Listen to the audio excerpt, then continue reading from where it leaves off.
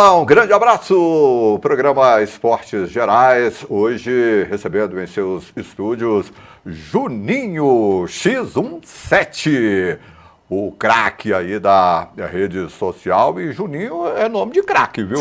Mesmo, né? Prazerão estar aqui com vocês aqui, Humberto, no programa, né?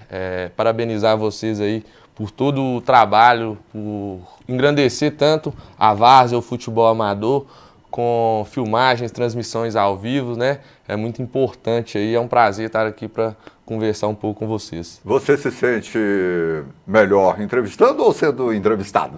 Como eu falei com você aqui no off, eu gosto mesmo de fazer as pessoas assim aparecerem, né? Ficar assim nos bastidores, por trás das câmeras, organizar ali tudo.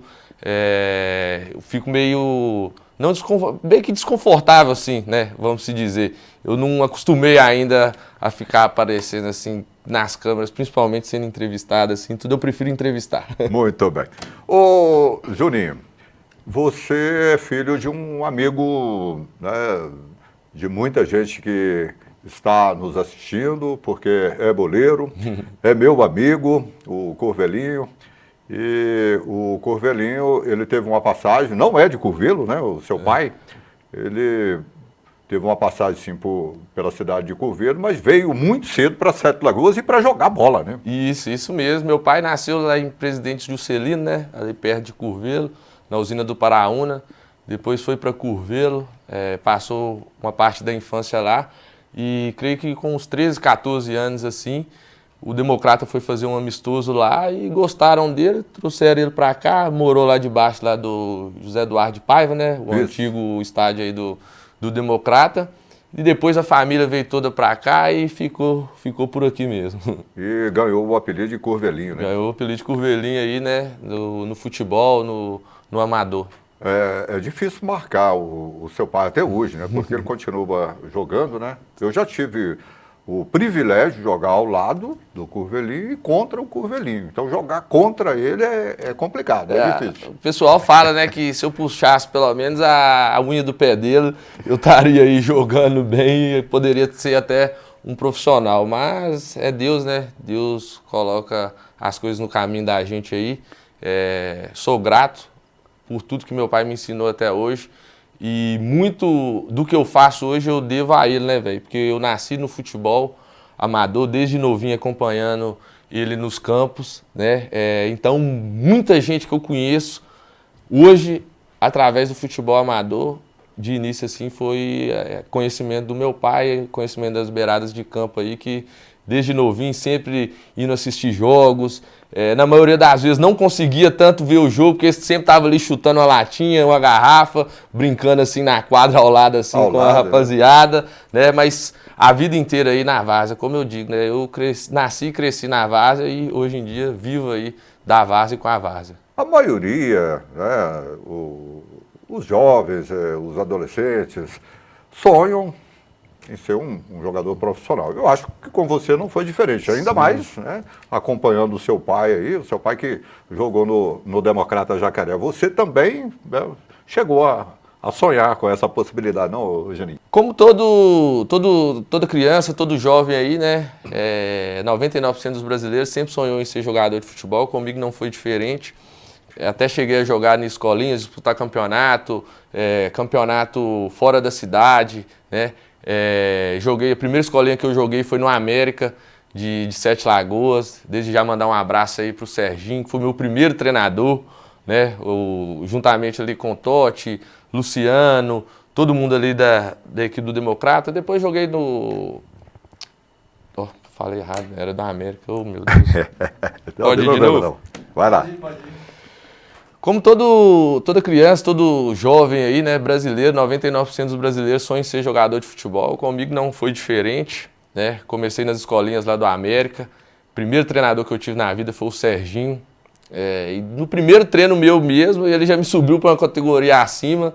Esse tem qualidade. Esse tem qualidade, Me subiu para a categoria acima, desde já mandar um abraço pro Serginho, João Paulo, Totti, Luciano. Família Totti, né? Para toda a família ali do América, que para mim é uma escolinha que é ideal. É uma referência em Sete Lagoas. É ideal, sim, para você começar a colocar o menino da sua escolinha, porque lá eles, além do futebol, que eu prezo muito, que às vezes a gente não vê, eles prezam muito pelo caráter ali da criança. A formação do atleta, não só como atleta, jogador, não só coloca na sua cabeça que você vai ser profissional, mas família, né?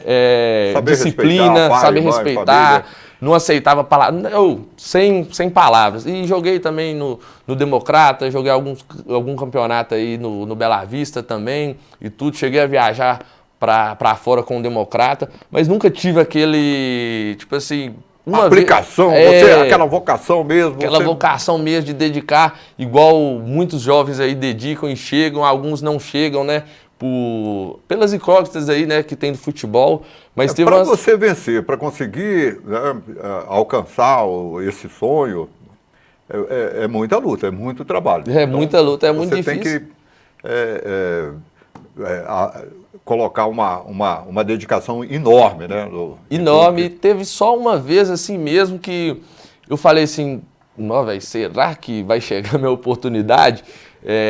A gente viajou com o América mesmo para Brumadinho, disputou um campeonato lá e teve um goleiro lá do Atlético Goianiense, não sei na época, quem estava do América aí nessa época, em 97, 98, pode até lembrar que eu era o capitão e o Lacraia era o camisa 10, Lacraia que jogou no Democrata aí.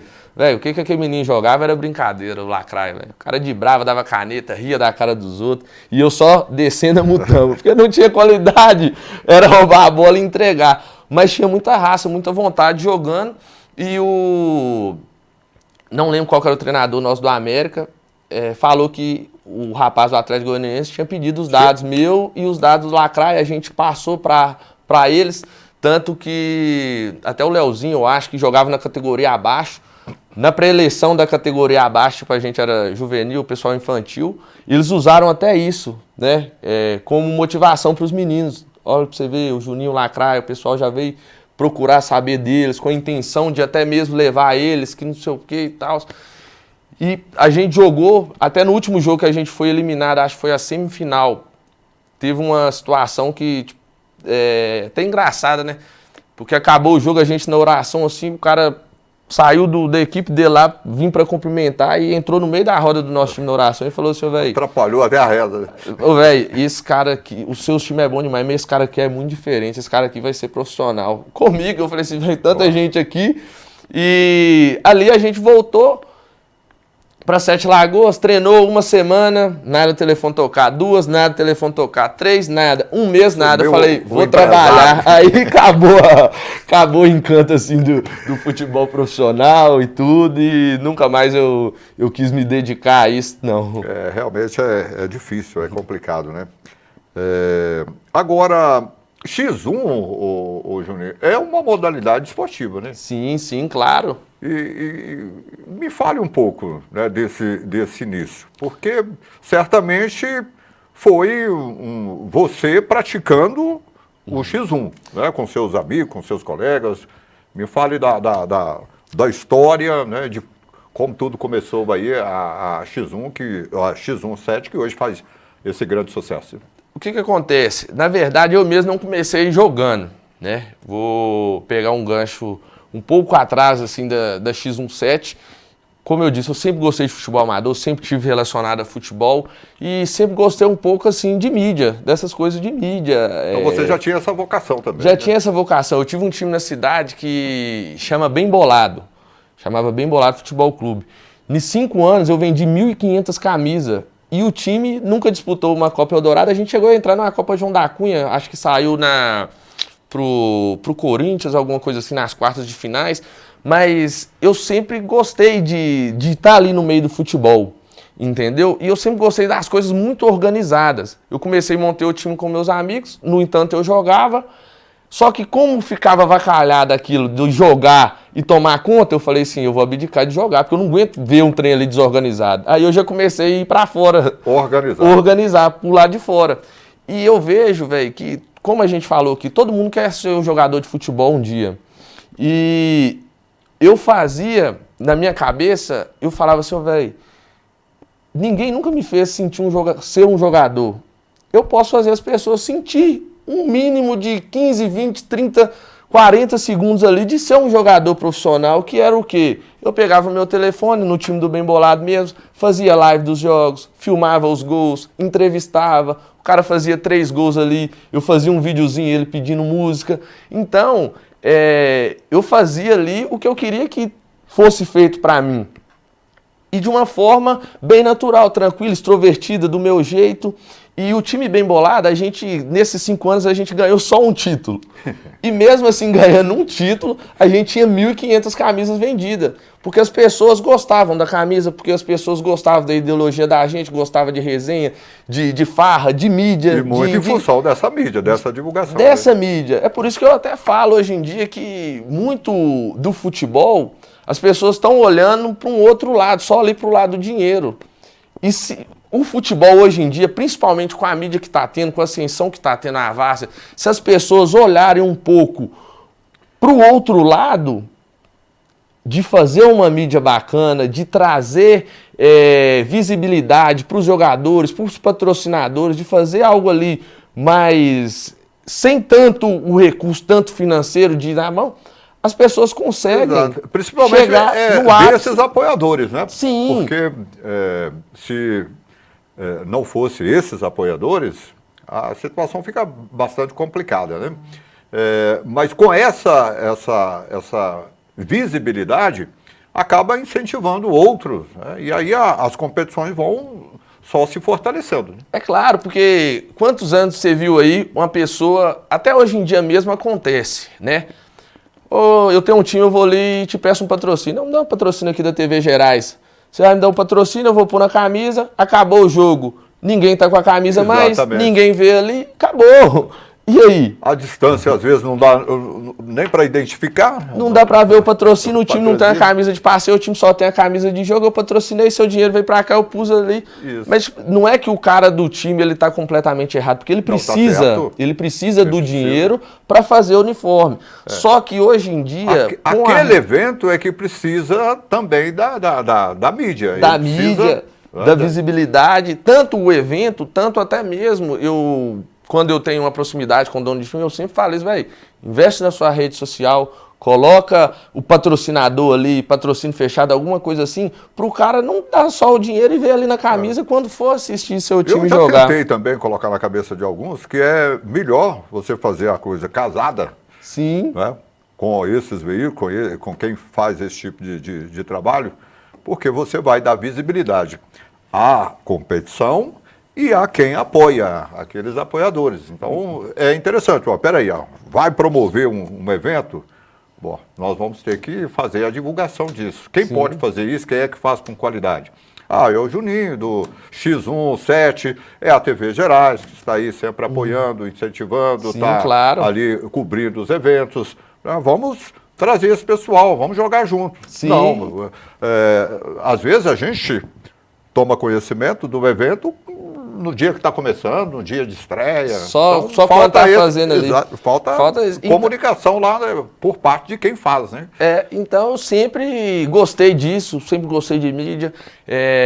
Fazia, né, o Bem Bolado, tipo, da minha vida mesmo. Fazia backdrop, banner, fazia tudo. O pessoal tudo queria estar com a gente. Tinha times até com mais recursos do que a gente, mas as pessoas queriam estar. Exato. E todas as camisas que eu vendi, velho, todo mundo pagou, eu não dava jogador. O jogador, tipo, em ascensão, assim, na época, o jogador, você pegar aí, todo mundo aí, Gui Gol, Gui Júnior, Marcelo, deixa eu ver mais aqui, Gui Preto, velho, todos esses jogadores, todo mundo que jogou do Bem Bolado, os caras compravam a camisa, faziam questão de comprar a camisa, e eu não dava camisa a ninguém, não. Eu falei, velho, se você quiser estar com a gente, você vai querer estar mesmo, porque nada aqui é dado, é pagado, nem nada não. Aí eu sempre eu acho que foi uma vocação mesmo, né? Eu creio que é uma vocação mesmo que Deus me deu em relação a isso, em relação à rede social, em relação à mídia. Isso despertou você para futebol. Então eu tive uma oscilação aí de vida pessoal mesmo, desviei um pouco do caminho, do foco. E nesse tempo que eu estava desviado do foco como pessoa, crescimento pessoal, eu comecei a acompanhar no Instagram. O Instagram vai jogando pra gente as coisas, né? O Ney Silva. Ney Silva é um influenciador lá de Pernambuco, é um cara que Deus vai abençoar, que eu vou conhecer lá ainda pessoalmente e agradecer ele, falar com ele que sem ele me conhecer, ele mudou minha vida, né? Que foi isso, um start você ali na minha vida totalmente, né? Através da modalidade do X1. Não foi ele que criou essa modalidade. Tem as pessoas que criaram, não vou lembrar o nome aqui, mas também o X1 é como se fosse aquele golzinho, mas profissionalizou. Esporte de rua. Sim, sim, profissionalizou, mas que assim, lá em Pernambuco, e a visibilidade que o Ney Silva tinha, a voz dele chamava as pessoas, muito vídeo viral, gol bonito, essas coisas, e foi chegando pra mim. E eu fui começando a assistir, velho. Assistir, acompanhar, viver a vida dos caras, porque a rede social dele é 24 horas postando em relação à modalidade, em relação aos jogos e tudo. E um dia, na sauna lá do Náutico, eu conversando com o Pagode, né, meu amigo Pagode, mandar um abração aí pra ele também. Eu contei pra ele disso, eu falei com ele, professor Pagode, Teacher Pagode, minha fera. Falei com o Pagode disso, comentei com ele disso, e ele falou, velho, por que você não faz isso, Juninho? E tudo, não sei, vem aqui no Náutico, conversa com o pessoal, traz uma caixa de som, faz que não sei o que lá e tal. E tipo, eu tinha uma coisa em mente e não fazia. Com essa conversa com o Pagode, foi mais uma virada de chave, a falar assim, velho, vou fazer isso. Você colocou em prática. Coloquei na minha cabeça, filho. Em uma semana eu tava fazendo. Juntei 6 duplas, né? Foram 6, não, 8. Acho que foi 8. 8 mesmo. Quartas semifinais, isso mesmo. Juntei 8 ali, cobrei R$100 de cada, R$800, coloquei R$500 de premiação. No dia que eu fiz isso, nem a premiação eu tinha. No primeiro dia do evento, nem a premiação que teria que pagar na sexta-feira eu tinha. Mas foi um rápido tão grande que no primeiro já tinha lotado aquele trem todo, no segundo lotou, no terceiro então já chegou o patrocínio, já chegou o pessoal querendo fazer parte, e aí o X1 explodiu. Apareceu aqui na cidade. Dinheiro para pagar tudo. Sobrou tudo. Não, e tipo assim, entreguei uma situação, velho, que eu mesmo, foi Deus, igual eu falei, foi Deus, porque eu coloquei na minha cabeça, eu falei assim, eu vou fazer, vai acontecer e vai virar. Sem poder. Fui lá e fiz, graças a Deus deu certo. Ajudou você muito na formação, né? Ajudou muito lá no Santa Rosa, tenho uma gratidão enorme por toda a comunidade de Santa Rosa, né? Que abraçou a X17, sempre que eu posso, eu falo, né, que começou tudo lá, onde é que tudo começou. Muita gente fala ainda de volta com X1, volta com X1, volta com X1. E depois de lá, a gente foi para a quadra lá do Gol de Placa, ali no Gol de Placa, onde é a Arena Confraria. Fiz muito tempo de evento, foi 1 ano e meio mais ou menos aí, graças a Deus, eventos super lotados. Eu até comento com as pessoas que eu mexi com, vamos supor, as coisas que, não vou falar as piores coisas, mas as coisas que estão mais fáceis a dar confusão ao mesmo tempo. Era jogo, aposta, bebida e música ao vivo. E graças a Deus, em 1 ano e meio, a gente nunca teve confusão, nunca teve briga lá dentro, nunca teve polícia lá dentro, entendeu?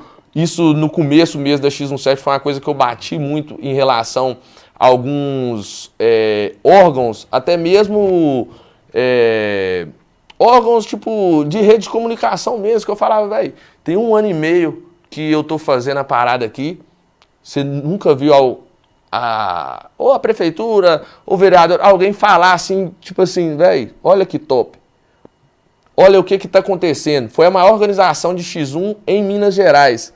Mas só que se tivesse não chegou ninguém para elogiar, para... Se tivesse uma confusão, uma briga, um tumulto, no jornal ele ia sair. Isso é imediato. Entendeu? Então, tipo assim, a minha indignação no começo era essa, velho. Tipo assim, a revolta que eu tinha era essa, velho. Tô fazendo um trem acontecer, que top. Nenhum meio de comunicação tá divulgando, mas se dá um tumulto, uma briga, Deus me guarde aqui, todo lugar vai sair, né? E com o tempo, aconteceu algumas coisas aí da X17 que, infelizmente, a gente passou por certas situações aí, eu mesmo com o Adriel, quem tá próximo da gente, né, sabe a situação que a gente passou, a gente foi enganado, né? em um jogo aí lá no Rio de Janeiro. Eu fui uma pessoa que eu nunca gostei de aposta, eu mesmo apostar. Odeio aposta, assim. Fazia o X1 com a aposta porque daquela porcentagem ali que eu conseguia investir no evento. Porque eu não tinha patrocinador, não tinha quadro, não tinha apoio assim. Tinha uns patrocinadores ali, mas que não conseguiam custear. Pelo nível que a X17 estava chegando, o que eu mais investi era segurança, porque eu poderia muito bem deixar a segurança de lado e faturar mais. Mas eu sempre investi em segurança, em estrutura e graças a Deus, né, a gente conseguiu alcançar marcas igual, eu disse aí, foi a maior organização de X1 de Minas Gerais, eventos superlotados e com isso a gente foi para um jogo no Rio de Janeiro, que era uma história, depois que acabou o jogo foi outra e isso foi desanimando, entendeu? E nesse meados de tempo aí, juntamente com a estrutura para fazer o X1 necessitava de apostas para ter as porcentagens, como ficou, querendo ou não, tudo que começa daquele ápice dá uma caída. E foi assim que aconteceu com o X1 também. Por quê? Os jogadores, os caras jogavam uma, duas, ganhava. Na hora que perdia, parava de jogar. Aí foi funilando, foi chegando a época que não estava tendo jogador, não estava tendo a aposta para conseguir fazer o evento de qualidade. E eu não ia fazer por fazer. Eu ia sempre manter o padrão que a gente teve desde o começo. Então, com isso a gente foi para fora aí, eu e o Adriel, jogador lá de Betim. A gente teve, né, a gente passou por algo aí que nem pro meu pior inimigo eu desejo isso. A gente paga por isso até hoje. Mas é igual eu falo, velho, Deus escreve certo por linhas tortas, né? Com todo esse aprendizado que a gente teve em relação a tudo isso, eu migrei para a várzea como uma brincadeira, da mesma forma. O ideal foi jogar, o primeiro jogo que eu fiz assim, dessa forma que eu trabalho hoje em dia, o ideal foi jogar lá em Esmeraldas, acho que era o classista contra o Vasco, ganhou lá de 1-0, o Henrique pegou pênalti nesse dia. E nesse dia eu fui acompanhar, por amor, como eu falo, quando a gente está recebendo, eu fui por amor, né? Para estar acompanhando o pessoal e comecei a filmar ali e falei assim, velho, vou fazer um trabalho diferente aqui. Eu via também que o Ney Silva, como eu falei, eu vivi a vida dele de ver os conteúdos, ele veio também da várzea. E tinha conteúdos assim de várzea da forma que eu posto.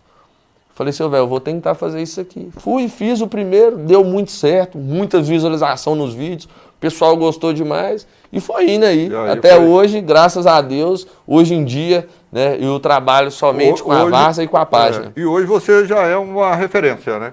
Sim. Não só em Sete Lagoas, na região, então muita gente de fora já solicitando, inclusive, o seu trabalho. Sim, né? sim. E eu acredito que você hoje tem milhares de seguidores, né? Hoje em dia a gente tem milhares de visualizações, seguidores... Seguidores nem tanto, né? Ainda não. Porque, seguidores a gente está batendo 40 mil o seu aí, trabalho, 39 40, mil já é bastante. e 100 seguidores. Tem vídeos que chegaram a alcançar mais de 1 milhão de visualizações. Mas tem vídeo lá com 12 milhões, aí, tem vídeo um com... negócio rodou 3, o mundo, 5, 4. Graças a Deus, né? Vindo fazendo um trabalho honesto aí. Igual eu falo, velho, a rede social ela devolve o quanto que você trabalha por ela. E o Instagram não é diferente. Muita gente aí que eu converso, que eu vejo que está começando a trabalhar com o Instagram, sempre que eu posso eu dou uma ideia, um toque. O Instagram tá aí, o telefone tá aí, velho. Isso aqui é o mundo hoje em dia, né? É o mundo hoje em dia. Então, quanto mais você trabalha no Instagram, quanto mais você entrega conteúdo para o Instagram, ele te entrega de volta visibilidade. É o que eu faço. Tem mais de 4 mil publicações lá no feed nosso, fora de stories. Então é muita luta mesmo. O pessoal pode achar que vai falar, só vai ali na beirada de campo, filma um pouquinho, sai fora, dinheiro no bolso. Aí vai ver, filho. Vai ver na luta, irmão. As plataformas que você usa, você falou do Instagram e YouTube. O Instagram deve ter... Tá uns 3 anos aí, né? O Instagram da X17. E o YouTube, eu comecei a movimentar ele Não deve ter nem 2 meses. E graças a Deus a gente atingiu a marca de 1.000 inscritos aí. Você que não é inscrito no nosso canal, se inscreva, que é muito importante para estar entregando conteúdos para mais e mais pessoas. Você que também não é inscrito no canal da TV Gerais, se inscrevam também em todos os portais aí da TV Gerais. Plataformas, né? Todas as plataformas. Principalmente no canal do YouTube, né? Porque para acompanhar aí as principais competições da nossa região, né? E é muito importante. Eu falo direto nos meus stories, eu falo com amigos, quando eu mando mensagem no grupo, eu sou chato mesmo, velho. Chato. Eu tenho lista de transmissão, quando eu posto uma coisa eu mando para 400 pessoas, chega lá no telefone.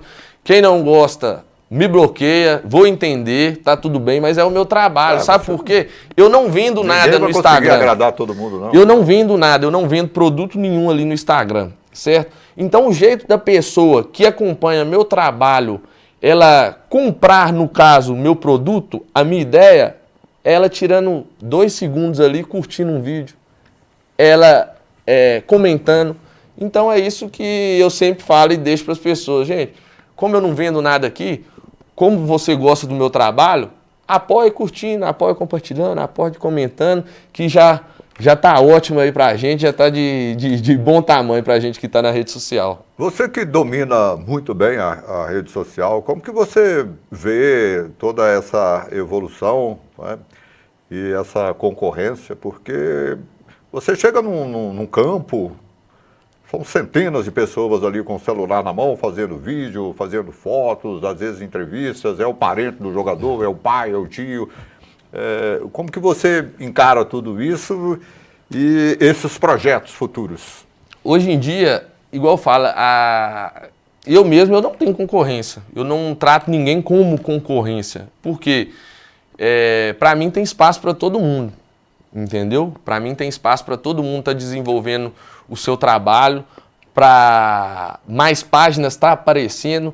E eu particularmente, eu até gosto. Porque isso é uma motivação para você não ficar parado no mesmo lugar, você ter uma concorrência, entendeu? A gente tem que ter sombra, é a mesma coisa do jogador titular ali, o camisa 10. Se ele não tiver um cara no banco bom, ele vai fazer corpo mole porque ele sabe que ele não vai precisar, né, se dedicar mais porque não tem ninguém ali na sombra para ele. Então, eu acho que o ser humano ele precisa sim de concorrência, o ser humano precisa de sombra, né? Eu nem...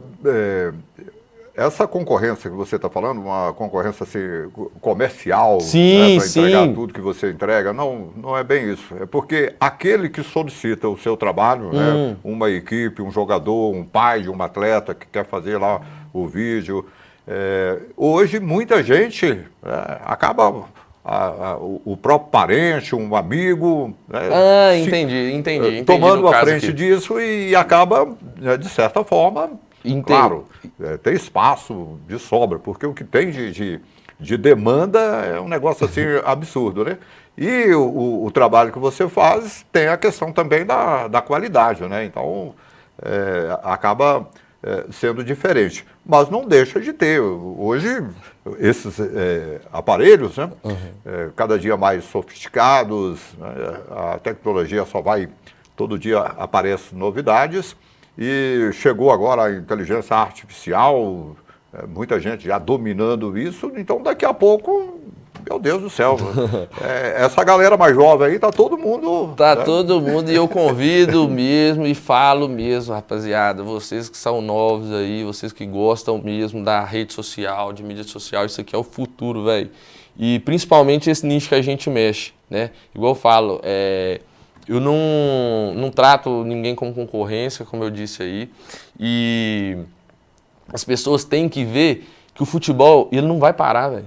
É um nicho aqui que a gente tá, que pode passar o que for, o futebol não para. E hoje em dia tá tão fácil, querendo ou não, você tem um telefone aqui, um aparelho bacana, logicamente você tem que ter a criatividade, tem que ter a experiência, tem que ter tudo. Dominar também, tem que dominar, né? Tem que mas o passo principal é o primeiro passo, você tem que ir atrás de aprendizado, de correr atrás. E graças a Deus, eu acho que o grande diferencial meu é que, para mim, nunca tá bom. Para mim, eu sempre quero reinventar, inovar.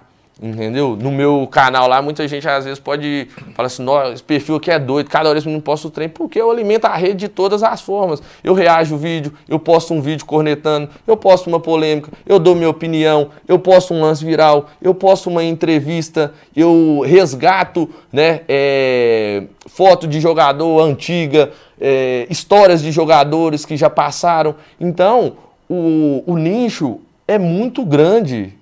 Entendeu? É muito grande.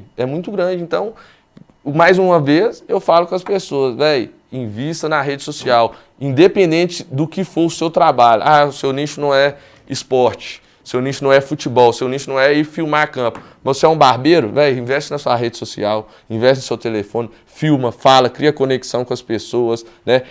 Cria credibilidade com as pessoas e é isso aí. Bom, diante de tudo que você acabou de falar, eu acredito que você tem uma equipe, né? Ou é só você mesmo nessa parada aí? Por incrível que pareça, tipo assim, nunca que eu posso deixar de agradecer o Matheus Menezes, né? Menezes Design, que foi o meu primeiro design aí que fez arte pra mim e me ajudou nessa caminhada. E até hoje, quando eu preciso de arte, essas coisas, eu vou lá nele e ele faz as artes assim pra mim. Mas muita gente até duvida, mas a maioria das coisas é eu sozinho mesmo, velho. Não deve ser fácil. Né? Não é fácil, não.